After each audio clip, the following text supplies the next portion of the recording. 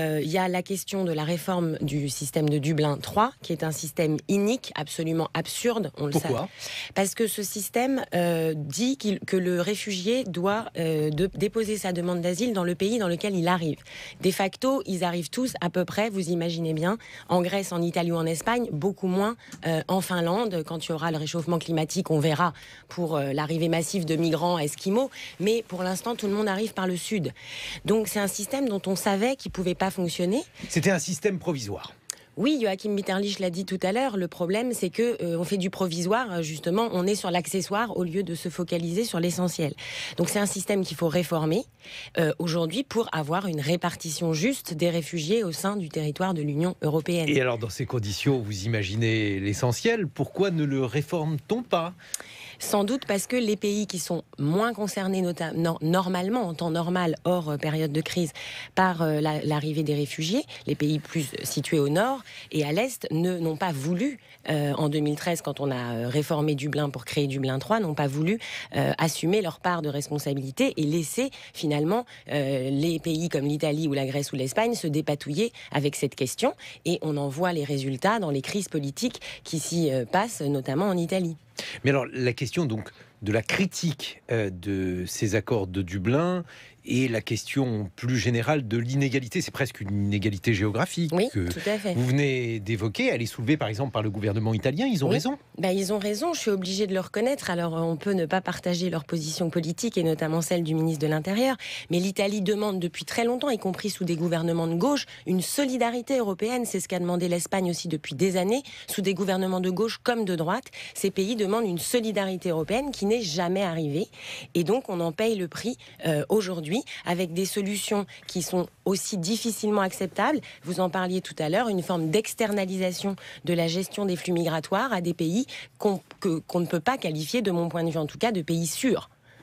Comme la Libye qui n'existe pas. Normalement, ce serait illégal, puisqu'on est censé confier ce type de questions à des pays qui sont considérés comme étant des pays sûrs du point de vue du droit. Oui, exactement, mais c'est ce qu'on a déjà fait avec l'accord avec la Turquie en mars 2016.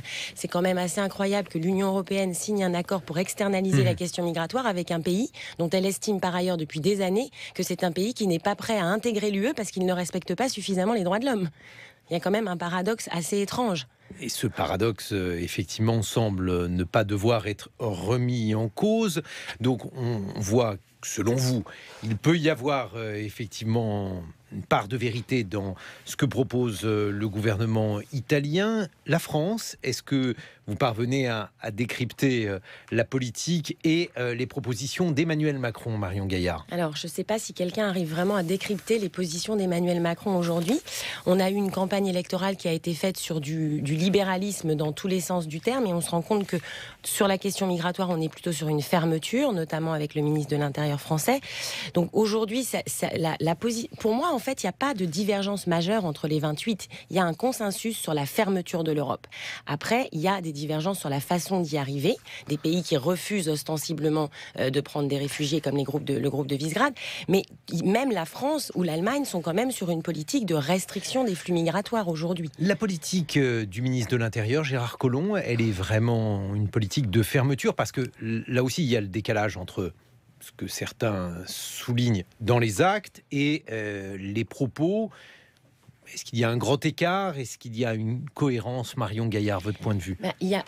On voit bien qu'il y a une politique quand même de fermeture, notamment sur la frontière, par exemple, entre la France et l'Italie dans les Alpes, où la politique de la France, elle est très ferme, et là encore, elle fait preuve d'un esprit totalement anti-européen, c'est-à-dire on laisse les Italiens gérer la situation et on renvoie en Italie des migrants qui arrivent, y compris des mineurs, y compris l'hiver en pleine nuit. Donc là aussi, il y a un double discours. Il y a le discours, il faut faire l'Europe et gérer la question migratoire au plan européen, et en même temps, on ne coopère pas avec l'Italie. Pourquoi, d'après vous? Est-ce que l'idée d'Emmanuel Macron, c'est de dire il y a aujourd'hui une contagion populiste, là aussi vous la qualifierez comme vous le souhaiterez, il y a une contagion populiste, donc si aujourd'hui on ne renvoie pas l'idée selon laquelle les frontières sont étanches, les frontières françaises en l'occurrence, eh bien la France sera elle aussi touchée par cette vague populiste? Alors, Moi, j'ai une analyse un peu différente, mais elle n'est pas récente. Ça fait plus de 20 ans qu'on a compris, ou 25 ans, que quand on va sur le terrain de l'extrême droite, en général, ça ne marche pas. Et que ce qui peut être plus utile, si ce n'est en plus plus moral, c'est de défendre un certain point de vue et d'expliquer aux gens, d'avoir une politique pédagogique.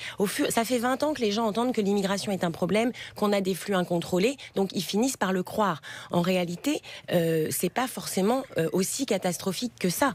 Cette crise migratoire, c'est une crise migratoire, c'est un défi migratoire. C'était pas nécessairement une crise. 1 million de personnes, c'est beaucoup, mais sur un continent de 500 millions de personnes, c'était gérable. Ce qui en a fait une crise, c'est l'inaction et le manque de réaction des dirigeants. Je dis pas que c'était facile d'accueillir 1 million de personnes, mais c'était gérable sur un continent d'un demi-milliard d'habitants. Et on en a fait une crise parce qu'on n'a pas agi suffisamment. Donc il y a une dérive aujourd'hui populiste. Certains parlent de démocratie illibérale. Pour moi, il n'y a pas de démocratie illibérale parce que c'est antinomique. Et dans ce truc de démocratie libérale, la démocratie est très factice et l'illibéralisme, il est très réel.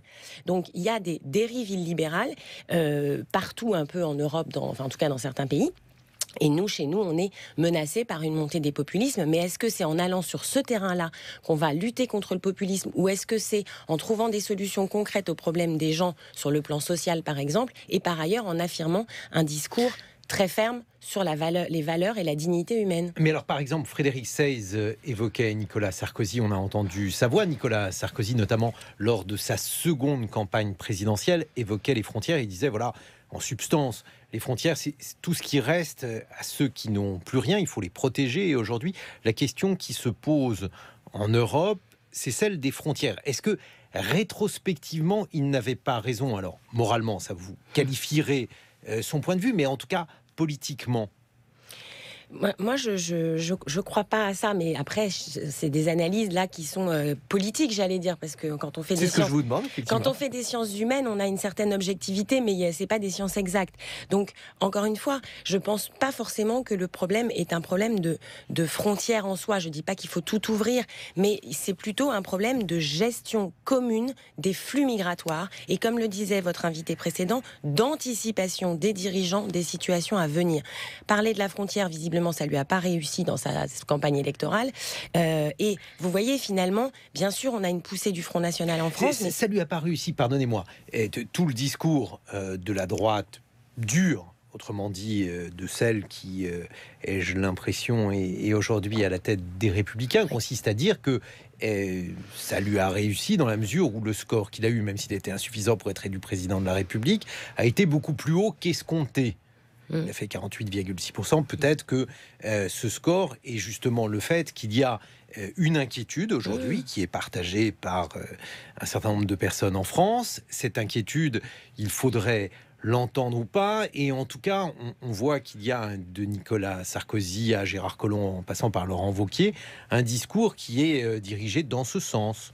Oui, clairement. Non, mais ça, bien entendu, il y a une inquiétude dans la population. Encore une fois, elle n'est pas nouvelle. Ça fait 25 ans que j'entends ça.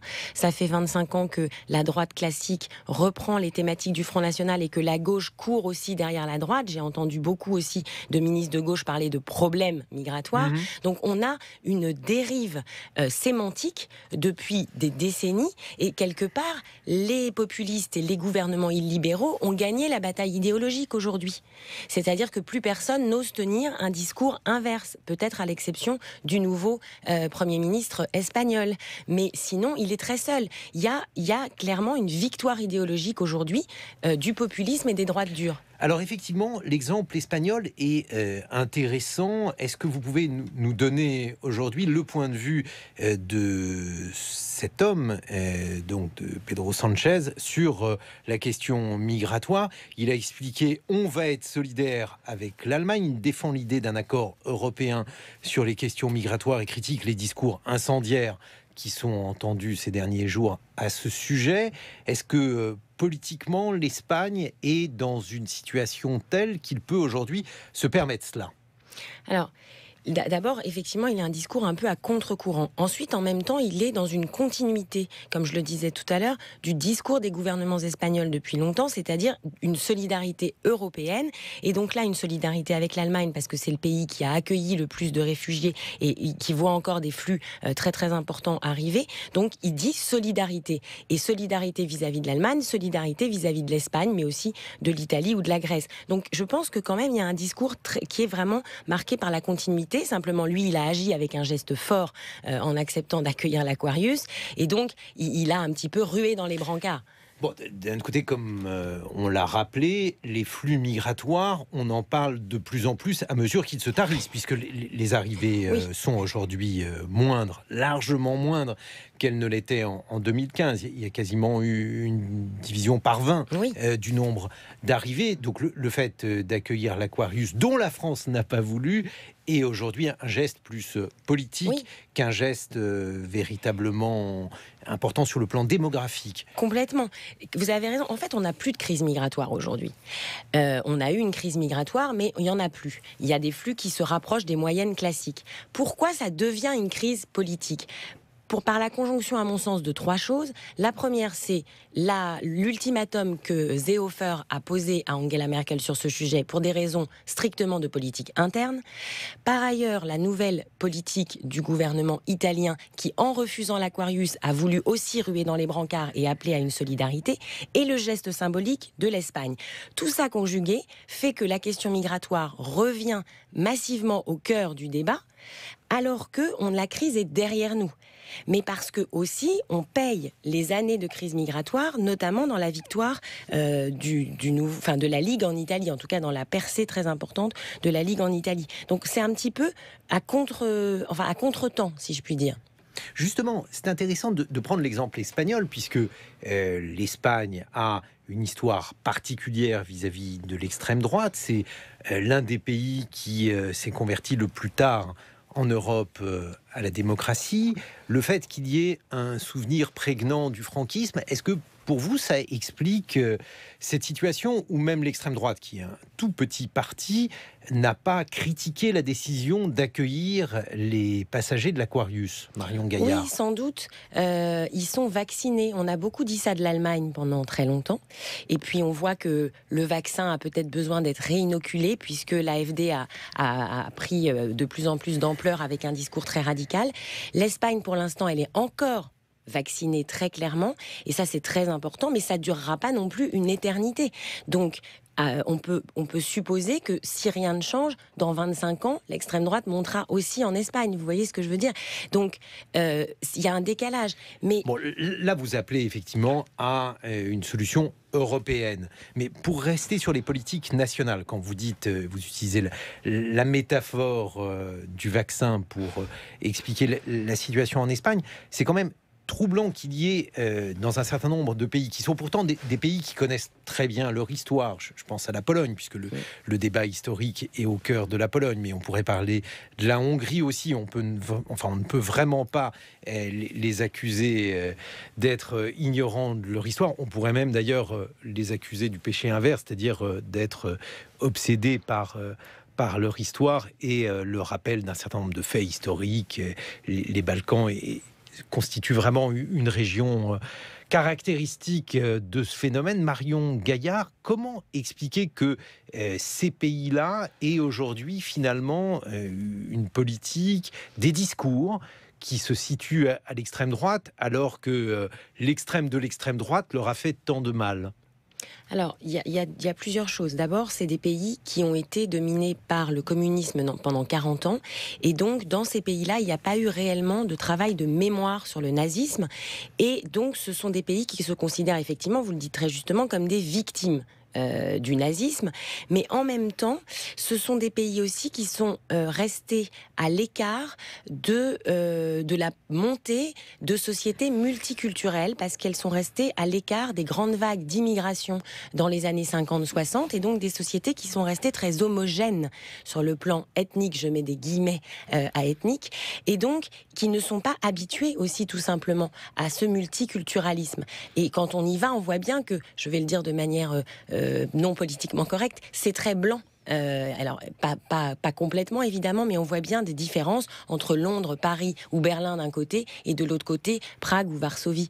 Et donc, c'est toute cette histoire de 40 ans de communisme et de fermeture à l'immigration en provenance des pays, notamment du Maghreb, qui fait qu'il y a une réticence sur l'immigration et un attachement aux valeurs chrétiennes qui ont été bafouées aussi par le communisme pendant 40 ans.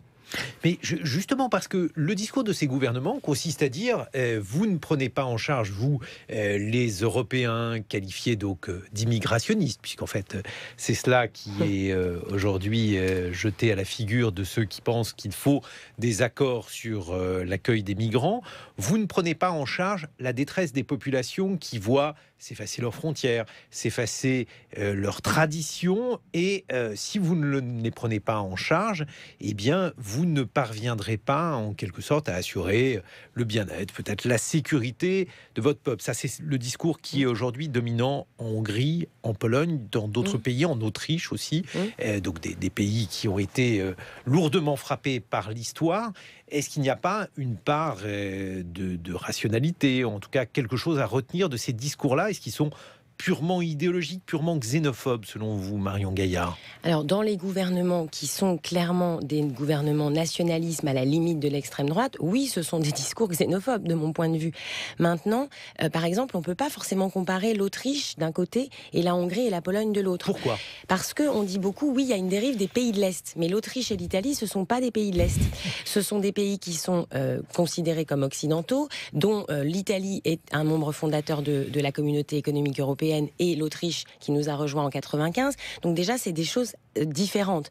Donc c'est juste qu'il y a, comme je disais tout à l'heure, une dérive globale avec une progression idéologique de l'extrême droite, et qui fait que ce que dit l'extrême droite devient presque une vérité aujourd'hui, et que les autres, de l'autre côté, ont beaucoup de mal à contrer ces arguments intellectuels, et sont souvent taxés de naïveté, de oui, c'est bien gentil, il faut accueillir tout le monde, vous êtes bien brave, mais vous comprenez pas les vrais problèmes de la population. Je suis pas sûre que je ne nie pas les problèmes que peuvent engendrer l'afflux de migrants et l'arrivée de personnes qui n'ont pas forcément la même culture dans des pays qui n'ont pas l'habitude de cela, mais malgré tout, est-ce que le vrai problème des Hongrois aujourd'hui, c'est l'arrivée des migrants, ou est-ce que le vrai problème des Hongrois, c'est des problématiques économiques et sociales liées aux politiques internes qui ont été menées depuis la transition démocratique, et qui ont été un libéralisme assez violent? Parce que la Hongrie va plutôt bien sur le plan économique. Oui, elle va pas trop mal, mais c'est pas parce qu'elle va pas trop mal qu'il n'y a pas des gens qui sont en détresse. Après, il y a effectivement, et on le constate partout, une crise identitaire, un besoin d'identité qui est lié à l'Europe, sans doute, parce que l'effacement des frontières peut faire peur, mais je crois profondément au discours pédagogique, et on ne l'a pas mené depuis très très longtemps. Et puis à la mondialisation aussi, Joachim Bitterlich parlait de perte de contrôle. Je crois que les populations aujourd'hui ont beaucoup peur, ont le sentiment d'une perte de contrôle face à la mondialisation de la part des dirigeants. Et il y a tout ça qui sans doute se mêle. Alors justement, cette perte de contrôle, ce sentiment de perte de contrôle, ou alors la peur de donner l'impression aux populations qu'on est en train de perdre le contrôle, elle donne des mesures, ou en tout cas des propositions de mesures telles que les centres fermés, telles que finalement toute une série de dispositifs qui sont censés être dissuasifs. Lorsque le ministre de l'Intérieur, Gérard Collomb, utilise le terme de benchmarking, alors peu importe s'il s'agit d'une maladresse ou d'un terme choisi à dessein. Mais en tout cas, on voit bien que l'idée consiste à dire qu'il faut montrer que les migrants ne sont pas les bienvenus ici. C'est ça, en fait, le sens de ce type de discours. C'est aujourd'hui le sens général choisi. Est-ce que vous voyez une alternative lorsque, par exemple, on évoque les centres fermés? Votre point de vue à ce sujet, Marion Gaillard? Il y a deux choses. Il y a aller chercher les migrants là où ils sont, c'est-à-dire en Afrique, ce qu'Emmanuel Macron et Angela Merkel avaient éventuellement évoqué la semaine dernière à Meseberg, et ce que souhaite également le gouvernement autrichien aujourd'hui. Ça a été jugé comme potentiellement inconstitutionnel, donc ça a été abandonné pour ce qui concerne la France. L'autre chose donc qui est mise effectivement sur la table, c'est des centres fermés en Europe, sur le territoire européen, dans les pays d'accueil, c'est-à-dire essentiellement l'Espagne, la Grèce et l'Italie, le message, il est clairement celui que vous dites, c'est-à-dire ne venez pas parce que vous n'allez pas être accueillis de manière chaleureuse, on va vous mettre dans des centres fermés, on va vous trier entre réfugiés politiques et migrants économiques. Les migrants économiques seront renvoyés immédiatement et les autres, on verra. Donc le message, il est très clair. Il y a un cynisme, évidemment, c'est que les gens se contactent leurs familles qui sont restées et que le but, c'est qu'ils envoient le message « restez » parce que c'est vraiment trop galère. Bon, donc oui, on est dans une politique du cynisme, les centres fermés. Le problème, c'est bien sûr, il faut les accueillir pour essayer d'étudier leurs demandes. Après, centre fermé, ça fait un peu prison, on est bien d'accord, et que mettre dans des centres fermés avec une certaine forme de privation de liberté des gens qui ont fui éventuellement des guerres et des dictatures, ça me semble pas moralement extrêmement sympathique ni défendable. Donc je préférerais qu'on parle de centres d'accueil, de centres d'hébergement dans lesquels on trouverait des conditions sanitaires dignes. Et puis après, évidemment, il faut étudier les dossiers. Ça, c'est clair, et les étudier dans le calme. En fait, c'est en gros ce que propose là Emmanuel Macron, c'est transformer les fameux hotspots qu'on a organisés de manière un peu improvisée depuis 2015 en véritables centres. Qu'ils soient fermés, c'est-à-dire dans des bonnes conditions de vie, oui, mais que ce soit qu'on appelle plutôt ça des centres d'accueil et d'hébergement que des centres fermés, de mon point de vue. Est-ce que l'Europe, finalement, pourrait éclater sur cette question-là? Puisqu'on a beaucoup évoqué la question budgétaire, on a évoqué la question monétaire, bref, il y a eu un certain nombre de points sur lesquels l'Europe était censée achoper. On a dit que l'on ne faisait pas assez de construction culturelle commune, et puis finalement, c'est la question migratoire qui semble aujourd'hui être le principal motif de discorde, peut-être la crise la plus sérieuse que l'Europe ait traversée. Marion Gaillard, vous faites la moue. Parce quand on est dans une crise, on a toujours l'impression que c'est la crise la plus sérieuse. On a dit la même chose en 2015 pour la crise grecque au niveau de la zone euro. On fait ça à chaque fois. C'était une menace, mais là au moins il y avait, disons, des moyens, à condition évidemment que l'Allemagne et ses partenaires se mettent d'accord, il y avait des moyens de résorber cette crise. Oui, mais ça a été, vous vous souvenez, ça traînait depuis 2011 et on avait à chaque fois les sommets de la dernière chance où on mettait des sparadraps toutes les 2 semaines. Donc c'est toujours pareil, parce que l'Europe, elle fonctionne comme ça, parce qu'il n'y a pas de volonté politique et d'anticipation, donc on met des sparadraps. Là, c'est pareil, je ne suis pas sûre que l'Europe explose là-dessus. Moi, ce qui me fait plus peur, c'est une explosion de l'Europe de manière globale, justement sur la montée des régimes illibéraux et le fait que donc on ne peut plus avoir une Europe qui est faite par un leadership intergouvernemental, parce qu'on parle beaucoup du couple franco-allemand et j'y crois beaucoup, je suis spécialiste de ça, mais le problème c'est qu'ils sont, d'abord il n'y a pas un accord parfait entre eux, mais ça n'a jamais été le cas, mais ils sont un peu tout seuls et plus il y aura de dérives illibérales, moins on pourra prendre des accords à 27 ou à 28. Donc il faut, à mon avis, changer le logiciel et faire en sorte que le Parlement européen prenne toute sa place dans la relance de la construction européenne, parce qu'il y a des majorités d'idées à construire. Toute la Pologne n'est pas derrière son gouvernement, toute la Hongrie n'est pas derrière son gouvernement, etc., etc. Il y a des oppositions et donc il y a peut-être là quelque chose à faire.